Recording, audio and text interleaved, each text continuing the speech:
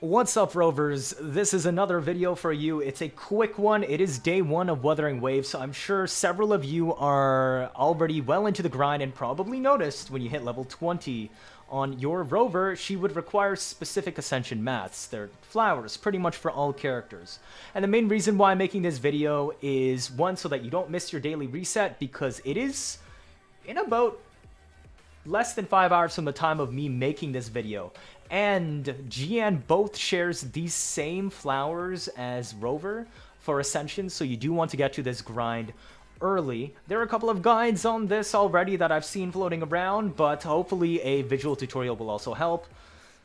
As a apology in advance, I already grabbed the flowers because I didn't think this through, and I realized other people probably want to know this as well, so we're going to go through this route. Essentially, it is a Taoyuan Ville that is just left to where you originally fought Crownless at the start of the game, because the game led you this way over to the city, but you turn left and go up the slope. You want to unlock this teleport for future reference, just so you can easily get to it. So let's take a look at where these spawns are. The first one would be over here. So for the Pecok Flowers, they will just spawn in the grass area like this, and they look pink, just like that. I've got 20 of them. I believe 23 spawn on the map. There's 2 more that I missed in a small garden I'll hopefully be able to grab along the way. But yeah, they're just in the open around this area right here this time when you find them. And then there's a little bit of them over here again by the road. This one is just right in the grass by the stone wall. It would be right here. We also have the ones behind this stone wall that is finally inside of the city that are also wild and just growing right around this area. This one has 5 of them. So the first one had 4 and then 2 and then this 5. You should be able to get 23 at the end. I'm terribly sorry that I've actually had to record this twice because I screwed up the recording earlier too.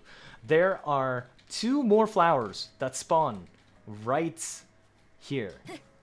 We also got 1 flower that spawns right about... Okay, this one is the one I don't really remember. I think it's right here. It's just 1. And then if you go up this staircase, there are 3 more that you can find at the top of the mountain. So one of them will be right here, and the other 2, if you hop up, will be by the fence right along here. Then we have 5 at the front of the villa by the stone wall when you first come in. So if you come over here,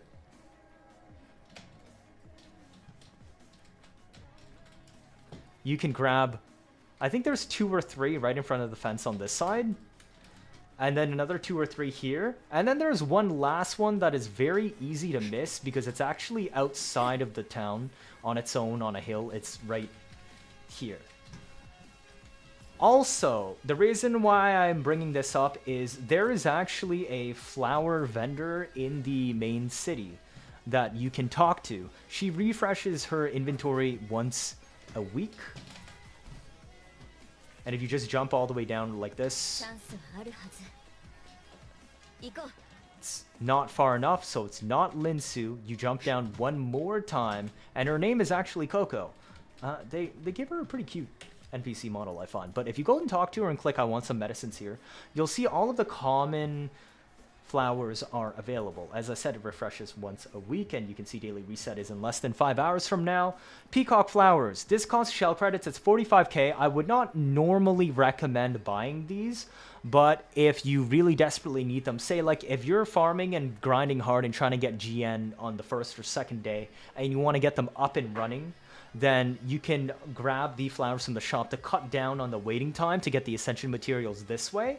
For those that are waiting for next limited banner, Yinlin, she uses Coriolis unless they changed it. You also have 15 of them available in the shop. Otherwise, it's all the way down, I think like here, where there's a giant glow-up tree.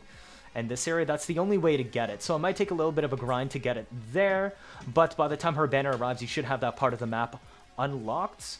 I would normally recommend not buying these because this shell credit, once you pass about level 50, you'll notice your resources start running dry, and it's very, very difficult to get enough shell credit to push units to level 60 consistently. I'd say you can probably only get 1 unit every 1 or 2 days to level 60, if you're progressing at a moderate pace. If you grind very hard, I could say you could probably get 2 units there. And then the only other way you'll get more shell credits realistically without just grinding out every last bit of exploration is spending your resin on that. And you don't want to use your weathering plates on farming shell credits unless you have to, because shell credits drops from exploration quests, the bunch of stuff and everywhere. But what doesn't drop from that is the upgrade materials that are used for your ascensions. Like you'll see sword specific mats which are also used for your forte skills, which are also used for ascending your weapon when your weapon hits the max level. So that's what I would normally recommend on spending it on. You can also, if you're capped early on in day 1, spend it on Resonator EXP. Don't spend it on anything else. It's just not worth grabbing it from weapon EXP. You'll get a ton of this from just doing quests and chests. It's just not needed. But yeah, that's it, what I got from this guide. Hopefully, well, I've got much more to come. A like and subscribe always goes a long way to helping the channel. I appreciate you all of you being here on our journey. Do stay tuned for the next one, and I will see you all next time.